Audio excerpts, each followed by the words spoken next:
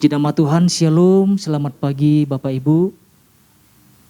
Pada pagi hari ini kita akan belajar bersama-sama apa yang menjadi pesan Tuhan di dalam kehidupan setiap kita. Pesan Tuhannya berbicara tentang alat yang berfungsi bagi Tuhan. Saya ulangi ya Bapak Ibu ya, alat yang berfungsi bagi Tuhan.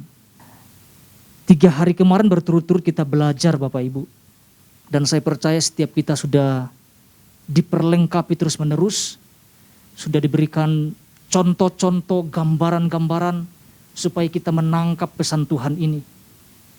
Kalau kita perhatikan di dalam inti pesan Tuhan, ada sesuatu yang menarik yang Tuhan tekankan. Saya akan bacakan Bapak Ibu ya, tapi tidak semuanya saya bacakan dalam inti pesan Tuhannya. Seperti ini yang Tuhan sampaikan. Tuhan menyatakan bahwa sebagai manusia kita adalah pribadi-pribadi yang tidak jauh berbeda dengan kebanyakan orang pada umumnya. Namun yang membedakan adalah status dan fungsi kita di hadapan Tuhan. Yang membedakan adalah status dan fungsi kita di hadapan Tuhan sebagai alat di tangan Tuhan. Dikatakan selayaknya Ia ingin setiap kita sungguh-sungguh berfungsi bagi kepentingan kerajaan sorga secara konsisten. Ini yang Tuhan mau tekankan, berfungsi secara konsisten. Konsisten artinya adalah tetap Bapak Ibu. Konsisten artinya tidak berubah-ubah. Taat, selaras, atau sesuai. Itu dari pengertian konsisten. Konsisten ini berbicara tentang sebuah rujukan tentang panggilan Yesaya sebagai alat Tuhan, sebagai nabi Tuhan yang secara konsisten dalam hal menyuarakan suara Tuhan. Sekalipun pelayanannya dianggap tidak berhasil atau dianggap gagal Bapak Ibu. Namun bagi Tuhan kan tidak, Yesaya ini kan tidak gagal kan. Dalam pandangan Tuhan, Yesaya ini berhasil dalam pelayanannya. Melakukan fungsinya sesuai dengan apa yang Tuhan mau kan. Karena kalau kita pelajari Bapak Ibu di pasal 6 ayat 9 sampai 11, ternyata pesan-pesan yang disampaikan Nabi Yesaya bukan pesan yang membuat orang-orang Israel bertobat sebenarnya. Coba nanti Bapak Ibu boleh pelajari ya. Tetapi sebaliknya, pesan yang disampaikan Allah membuat orang-orang semakin jauh sebenarnya di hadapan Tuhan. Mari kita lihat Bapak Ibu, pasal 6 ayat 9 sampai 11. Saya akan bacakan secara cepat. Demikian firman Tuhan. Kemudian firman-Nya, pergilah dan katakanlah kepada bangsa ini, dengarlah sungguh-sungguh, tetapi mengerti jangan. Lihatlah sungguh-sungguh, tetapi menanggap jangan. Ayat 10, buatlah hati bangsa ini keras, dan buatlah telinganya berat mendengar, dan buatlah matanya melekat tertutup, supaya jangan mereka melihat dengan matanya dan mendengar dengan telinganya, dan mengerti dengan hatinya, lalu berbalik dan menjadi sembuh. Ayat 11, kemudian aku bertanya, ini ya saya bertanya, sampai berapa lama ya Tuhan? Lalu jawabnya, sampai kota-kota telah lengang sunyi sepi, tidak ada lagi yang mendiami, dan di rumah-rumah tidak ada lagi manusia, dan tanah menjadi sunyi dan sepi.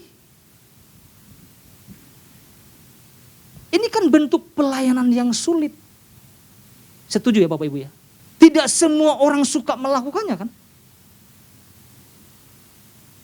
Tetapi yang saya lihat di sini adalah Yesaya tetap melakukannya secara konsisten. Tidak mundur tuh. Sampai di ending panggilannya. Tidak ada kata mundur. Tidak ada kata menyerah yang saya lihat.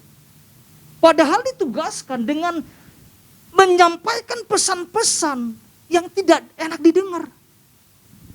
Dan ini dia harus sampaikan. Betapa sulitnya keadaan ketika dia harus menyampaikan pesan yang harus sesuai dengan apa yang Tuhan perintahkan.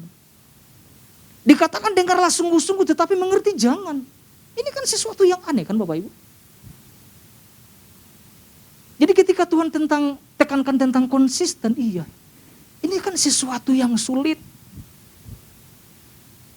Karena tidak boleh berubah. Harus tetap taat, harus tetap selaras, harus serasi. Tidak boleh dengan ada kepentingan pribadi manusia, gereja Tuhan. Tapi yang selaras dengan apa yang Tuhan kehendaki bagi dirinya, bagi kerajaannya. Nah, kita sudah banyak belajar Bapak Ibu. Pagi hari ini saya juga tidak mau panjang lebarkan, kita akan belajar 2 hal saja. Apa yang Tuhan mau sampaikan dan ajarkan kepada setiap kita. Yang pertama gini Bapak Ibu. Memahami bahwa kita ini adalah alat yang dikhususkan oleh Tuhan untuk kepentingan kerajaannya. Memahami bahwa kita ini adalah alat yang dikhususkan oleh Tuhan untuk kepentingan kerajaannya. Jadi kita harus menyadari bahwa kita ini adalah alat yang dikhususkan oleh Tuhan. Jangan sampai kita mengatakan saya bukan alat Tuhan. Kita ini alat yang dikhususkan untuk kepentingan kerajaan Tuhan. Kita sudah dipilihnya, kita sudah ditetapkannya, kita sudah dipanggilnya untuk sebuah tugas yang besar. Firman Tuhan Yesaya 49 ayat 1 sampai 2 dan nanti kita akan lompat ayat yang 9. Ayat 1, ayat 2 dan 9. Ini yang menjadi dasarnya Bapak Ibu. Demikian firman Tuhan. Dengarkanlah aku, hai pulau-pulau. Perhatikanlah, hai bangsa-bangsa yang jauh. Tuhan telah memanggil aku sejak dari kandungan. Telah menyebut namaku sejak dari perut ibuku. Ia telah membuat mulutku sebagai pedang yang tajam. Dan membuat aku berlindung dalam naungan tangannya. Ia telah membuat aku menjadi anak panah yang runcing dan menyembunyikan aku dalam tabung panahnya. Ayat 9, kita lompat Bapak Ibu ya. Untuk mengatakan kepada orang-orang yang terkurung, keluarlah. Kepada orang-orang yang ada di dalam gelap, tampillah. Di sepanjang jalan mereka seperti domba yang tidak pernah kekurangan rumput. Dan di segala bukit gundul pun tersedia rumput bagi mereka. Kalau kita perhatikan dari ayat ini Bapak Ibu, Nabi Yesaya ini dipanggil secara khusus oleh Tuhan untuk sebuah tugas yang sangat besar. Yaitu apa? Menjadi terang di tengah-tengah segala bangsa. Itu berdasarkan judul perikop Alkitabnya dikatakan seperti itu Bapak. Menjadi terang bagi bangsa-bangsa. Saya mencatat 2 hal di sini Bapak Ibu apa yang kita pelajari. Yang pertama gini, 1 ayat. Yesaya dipanggil dari sejak kandungan ibunya. Dan kita pun dipanggil Bapak Ibu. Dengan Allah yang sama. Artinya kita ditetapkannya, dipersiapkannya dari sejak awal. Untuk menjadi apa sebenarnya? Untuk menjadi alat yang luar biasa di tangan Tuhan. Firman Tuhan berkata, ia telah membuat mulutku sebagai pedang yang tajam. Apa maksudnya Bapak Ibu? Ia telah membuat mulutku sebagai pedang yang tajam. Apakah mulut Nabi Yesaya menjadi tajam seperti pedang? Rasanya bukan ya Bapak Ibu ya. Bukan mulutnya yang tajam, tetapi perkataan yang keluar dari mulut Yesaya ini yang tajam. Karena apa? Memiliki kuasa yang sudah dipersiapkan, diperlengkapi oleh Tuhan, yang diberikan oleh Tuhan. Jadi bukan mulutnya yang tajam, tapi perkataan-perkataan yang keluar. Perkataan-perkataan yang mengandung nilai-nilai kerajaan. Karena Yesaya harus menyampaikan apa yang Tuhan katakan kan. Memiliki nilai-nilai kerajaan sorga. Untuk apa? Untuk membangun, untuk membangkitkan, untuk mengubah kehidupan seseorang. Itu kan fungsinya kan.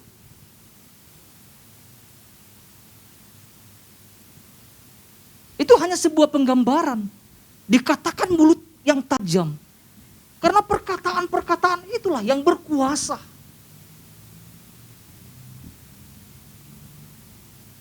Untuk membangun orang-orang di sekitar kehidupan Yesaya. Dan juga kehidupan setiap kita Bapak Ibu.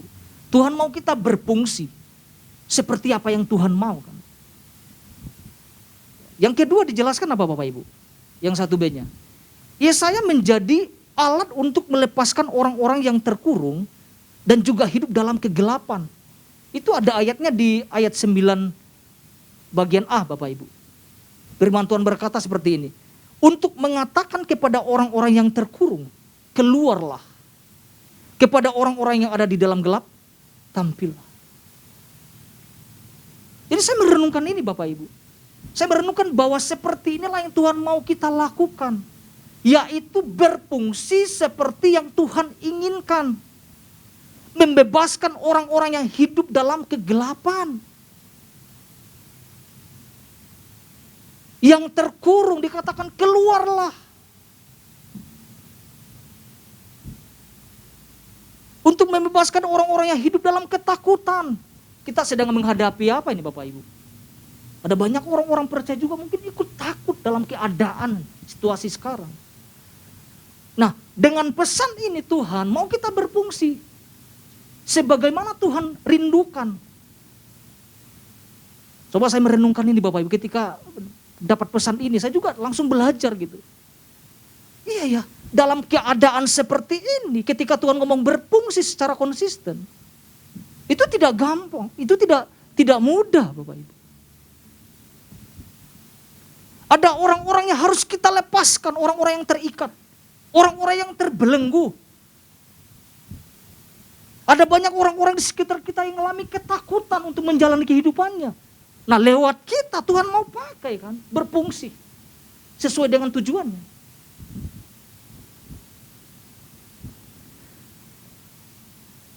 Orang-orang yang tertawan. Orang-orang yang kehilangan arah. Orang-orang yang kehilangan tujuan hidup. Orang-orang yang hidup tidak punya pengharapan. Dengan tujuan ilat Tuhan mengatakan, ayo berfungsi. Ada banyak tugas-tugas yang dipercayakan di luar sana Bapak Ibu.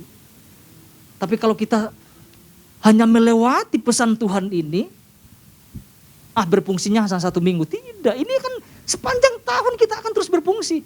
Katakan amin Bapak Ibu. Untuk apa? Untuk membebaskan orang-orang yang sedang terikat. Orang-orang yang hidup dalam ketakutan. Inilah tujuan Tuhan membawa kita. Ketika Tuhan kasih pesan ini. Saya tanya kepada diri saya sendiri ketika belajar. Tuhan, saya udah berfungsi apa enggak ya? Jangan-jangan saya mengatakan gini, saya berfungsi. Tuhan bilang, enggak, kamu enggak berfungsi. Tuhan, saya berfungsi, saya kan melayani. Ya kan? Tuhan bilang enggak, kamu enggak berfungsi. Makanya kan dijelaskan kemarin, karena ada juga alat yang enggak berfungsi. Ada juga gereja Tuhan tidak berfungsi. Ada juga mata yang tidak berfungsi, telinga yang berfungsi, tidak bisa mendengar, tidak bisa melihat, tidak bisa memandang jauh ke depan. Nah, semuanya kita fungsikan. Iya kan? Tuhan yang memfungsikan itu. Kita hanya sebagai alatnya. Tuhan gak mau kita diam Bapak Ibu. Tuhan mau kita tangkap ini. Karena ada tugas penting yang Tuhan percayakan selama 1 tahun ini. Yang melalui visi Tuhan yang Tuhan kasih. Itu poin pertama kita dapat pelajari bersama-sama. Yang kedua adalah kita harus menjadi pribadi yang selalu siap dipakai oleh Tuhan. Ini penting sekali Bapak Ibu. Kita harus menjadi pribadi yang selalu siap dipakai oleh Tuhan. Kita kan dikatakan prajurit Tuhan kan Bapak Ibu. Ada nggak prajurit mengatakan tidak siap? Yang namanya ketentaraan selalu siap, diutus siap. Karena pernah saya waktu praktek di Banjar, kan banyak orang tentara di situ, kadang-kadang setiap minggu itu bisa 6 orang datang makan bersama-sama. Ketika ada telepon dari atasannya, tidak ngomong selalu tidak, selalu siap. Tetapi saya ketika merenungkan ini Bapak Ibu, mungkin ya di antara kita sebagai orang-orang percaya, ketika dipercayakan kita selalu juga, jangan saya lah, nggak siap. Ya kalau posisi kita mungkin lagi sakit mungkin boleh lah. Tapi kalau kita lagi sehat, dengan lantang kita bilang Tuhan saya nggak siap, waduh. Ya, kita bukan prajurit yang katakan seperti itu kan. Kan muncul sebuah pertanyaan, mengapa harus selalu siap? Karena kita prajurit. Siap digunakan oleh sang pemilik, yaitu Tuhan. Kapanpun. Kita sebagai Allah tidak bisa menentukan, yang menentukan itu pemiliknya kan. Kita tidak bisa menolak apapun yang ketika Tuhan memilih. Ini kan seperti kayak dijelaskan oleh Bapak Gembala, Bapak Ibu. Itu di poin kedua ada penjelasannya. Dikatakan kita semua hanyalah alat di tangan Tuhan. Tuhan telah membuat kita menjadi anak panah yang runcing. Untuk digunakan berdasarkan apa? Tujuan dan kehendaknya sendiri, bukan kehendak kita. Tetapi apa yang menjadi kehendak Tuhan bagi kerajaannya. Mari kita lihat firman Tuhan Bapak Ibu. Yesaya 49 ayat yang kedua. Saya akan bacakan semuanya. Tetapi saya mau tekankan itu bagian 2b-nya. Ia telah membuat mulutku sebagai pedang yang tajam dan membuat aku berlindung dalam naungan tangannya. Ia telah membuat aku menjadi anak panah yang runcing dan menyembunyikan aku dalam tabung panahnya. Ada kata yang menarik. Menyembunyikan aku dalam tabung panahnya. Kayaknya bukan menyembunyikan deh. Tapi menyimpan. Itu pemilihan bahasa saja. Karena kalau kita perhatikan di dalam tabung Bapak Ibu ya. Di dalam tabung panah itu bukan satu anak panah. Ini kita udah dijelaskan dari kemarin ya. Berulang-ulang. Di dalam tabung itu banyak anak panah. Tapi tergantung mana yang dipilih yang harus dilesatkan terlebih dahulu kan. Bukan anak panahnya. Saya dulu nggak bisa. Tergantung pemiliknya.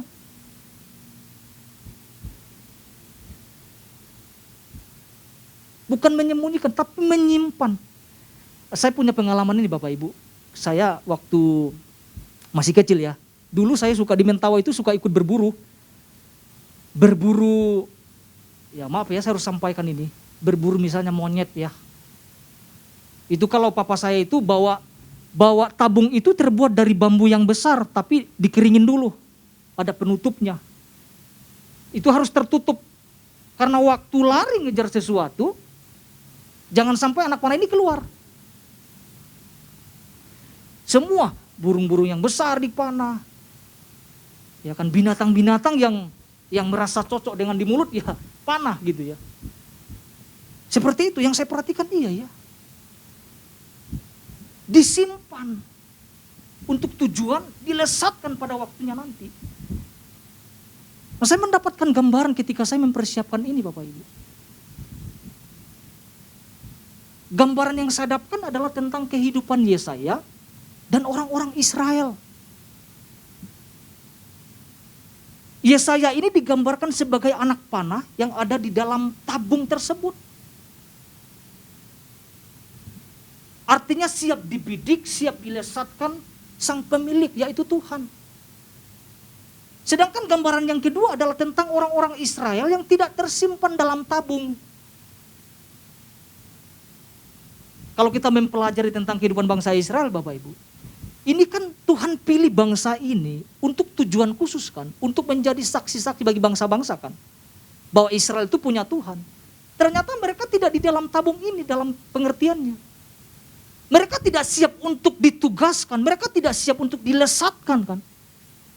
Mereka tidak siap untuk difungsikan. Gambaran ini yang saya lihat. Yesaya adalah berbicara tentang gereja Tuhan yang selalu konsisten, yang selalu berada di dalam tabung. Kapanpun siap untuk dilesatkan. Tetapi mari di sini saya lihat adalah ada bangsa Israel seharusnya difungsikan Tuhan untuk bangsa-bangsa. Ternyata apa yang dikatakan Alkitab? Mereka tidak termasuk di dalam tabung tersebut kan. Mereka tidak tersimpan. Mereka keluar dari tabung itu. Saya melihat ini, saya merenungkan ini. Ini gambaran gereja masa kini. Ada orang-orang yang siap untuk dilesatkan. Ada juga yang tidak. Ada yang siap untuk difungsikan sama Tuhan, ada yang tidak. Itu sangat berbahaya kalau kita nanti Tuhan ketika berkata difungsikan, tapi kita di luar tabung.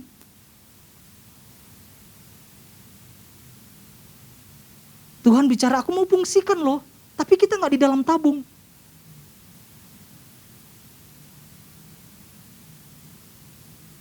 Ini sesuatu yang dapat kita renungkan bersama-sama Bapak Ibu. Karena saya melihat ini, Yesaya selalu siap. Gak enak dia harus menyampaikan sesuatu yang gak enak bagi bangsanya sendiri. Tapi mesti disampaikan, gak enak. Harusnya bangsa Israel menjadi terang bagi bangsa-bangsa yang difungsikan oleh Tuhan. Gak jadi. Mereka menjauh. Mereka gak mau siap dipakai oleh Tuhan dan sebagainya. Jadi apa yang inti yang saya sampaikan Bapak Ibu? Harus berada dalam tabung. Dalam pembentukan Tuhan dan sebagainya. Dalam proses-proses Tuhan. Karena ada waktunya nanti Tuhan akan menggunakannya untuk bagi kerajaannya. Bagi kehendaknya sendiri. Jadi tugas kita adalah sebagai manusia, sebagai ciptaan Tuhan, kita harus renungin ini. Jangan jauh-jauh dah. Kita harus kejar Tuhan, kita harus berada dalam lingkaran itu. Supaya kapanpun Tuhan mau pakai, kita selalu siap. Jadi dua hal ini yang kita dapat pelajari bersama-sama Bapak Ibu. Tuhan Yesus memberkati setiap kita.